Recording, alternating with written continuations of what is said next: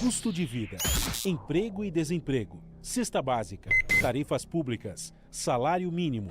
Agora, na Brasil Atual, a análise do DIEESE.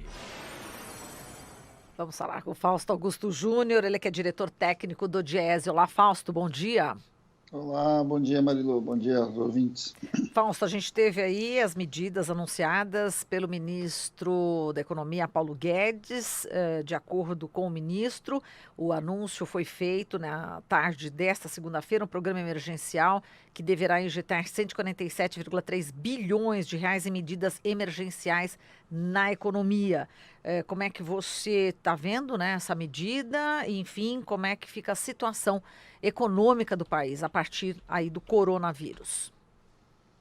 Bem, ontem a gente teve um conjunto de medidas foram anunciadas, né? Antes da medida do ministro, o próprio Copom, o próprio Conselho Nacional anunciou uma liberação de compulsórios que mexe no sistema bancário, que deve também injetar um conjunto de recursos na economia, se os bancos, de fato, colocarem esse dinheiro para circular. Então, acho que essa foi a primeira grande medida ontem. Depois, o ministro vem e anuncia um conjunto de outras medidas que caminham um pouco na direção do que a gente já tinha falado e vem falando desde quando começou a crise. Então, vai liberar lá um pouco mais de FGTS, vai possibilitar que as empresas atrasem, ou melhor, posterguem o pagamento do FGTS, do Sistema S e de alguns tributos nos próximos 3 meses.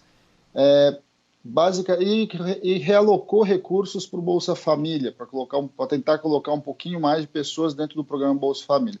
São medidas importantes, não há dúvida, é nessa direção que nós temos que ir, que é colocar recursos na economia, em especial para os mais carentes.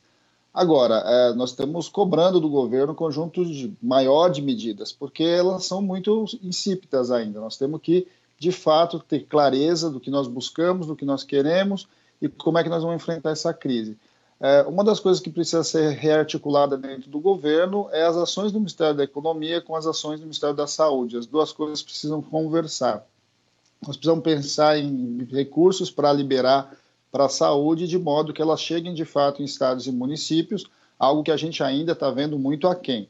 Nós precisamos enfrentar uma questão objetiva, que é a lei de responsabilidade fiscal de um lado e a lei do teto de gastos. Elas precisam dar condições para que os estados e municípios tenham tranquilidade em investir mais do que eles já estão investindo em saúde. Isso é fundamental. Neste momento, a prioridade máxima é conter o vírus e conter a doença. Acho que isso tem que ficar muito claro. E os prefeitos e os governadores, em especial, precisam ter essa tranquilidade. Precisa aportar recursos, né? O governo está dizendo que vai usar uma parte de recursos para aportar recursos na saúde, está anunciando mais um conjunto de recursos, mas ainda é muito aquém. E aí nós chegamos num grande problema que o Brasil tem, que não é um problema do coronavírus, é um problema da estrutura da organização do mercado de trabalho, que é como é que nós lidamos com os trabalhadores informais. Então, assim, você antecipa a parcela do 13º dos aposentados. Bem, muito bem, um conjunto grande não é aposentado. Você antecipa a possibilidade de retirada de um pedaço do fundo de garantia, que é uma grande poupança do trabalhador para situações emergenciais. Isso é muito bom, é positivo. Mas nós temos mais de 40 milhões de trabalhadores que não têm INSS de um lado e não têm FGTS do outro e que estão na informalidade. E, neste caso, serão os mais atingidos pela crise econômica vinda do corona, porque uma das coisas que está acontecendo é que as pessoas estão deixando de transitar pela cidade. E isso é importante, isso é uma medida importante para a gente conter. As escolas estão suspendendo aulas, as empresas estão colocando as pessoas em home office. Muito bem, só que boa parte desse trabalhador informal, ele trabalha com venda de produtos de um lado ou com execução de serviços do outro. Como é que nós vamos lidar com essas pessoas? Essas pessoas, não é que elas vão sentir a crise, elas já estão perdendo hoje, imediatamente, renda para a sua sobrevivência.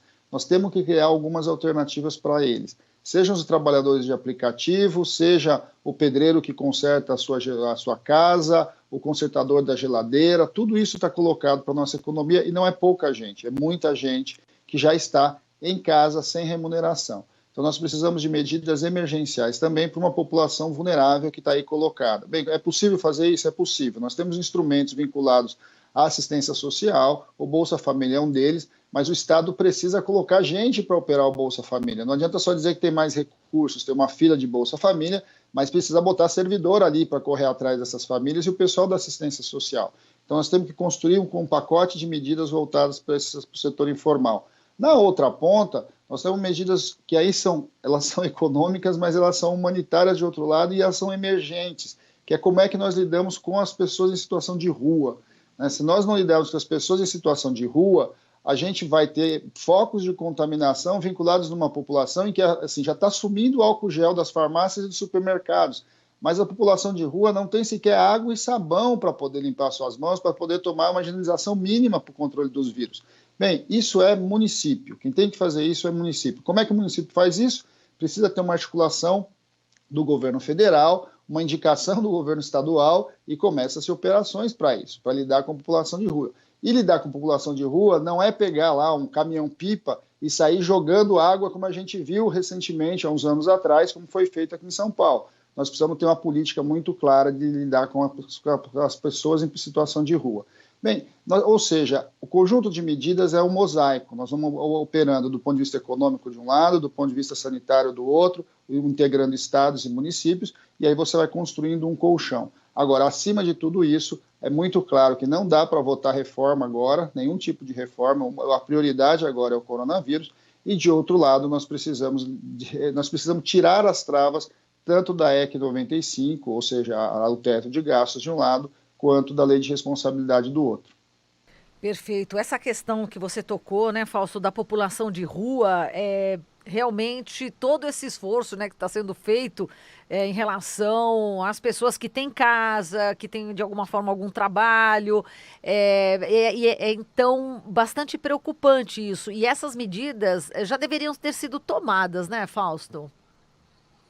Não há dúvida, né, Marilu? A gente está olhando para uma doença que ela é uma pandemia, né? Nós estamos uma epidemia ali, e que o foco de transmissão são pessoas, e pessoas que estão transitando pela cidade. Bem, se a gente está dizendo para o conjunto da população, fique em casa, né? Ou seja, não saia para a rua, não tente evitar aglomerações, etc. Mas nós temos uma população de rua que é muito grande, e ela cresceu recentemente. Ela cresceu recentemente em todos os grandes centros, em especial São Paulo e Rio de Janeiro, que são centros onde inclusive, o foco do coronavírus está maior, o número de incidência de casos está maior.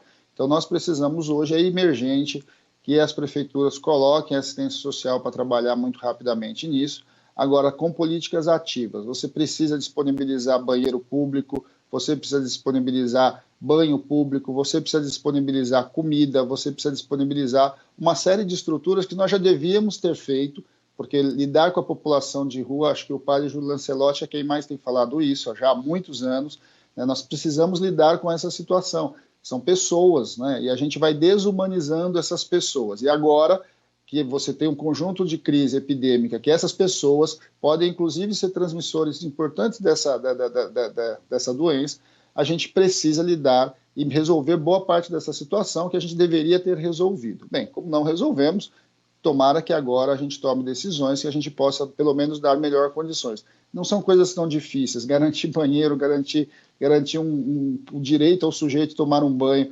garantir minimamente que ele tenha um espaço para lavar suas roupas e garantir uma comida, é o mínimo que uma sociedade civilizada pode pedir. Né? Nós não estamos falando isso de caridade, todas as pessoas são cidadãs brasileiras e que precisam dessa atenção do Estado.